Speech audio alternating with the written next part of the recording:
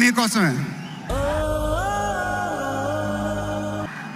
Update update అని అడిగారుగా. ఎవరెవరికో ఇచ్చావు, నా మొహాన్ని కొట్టచ్చు కదా.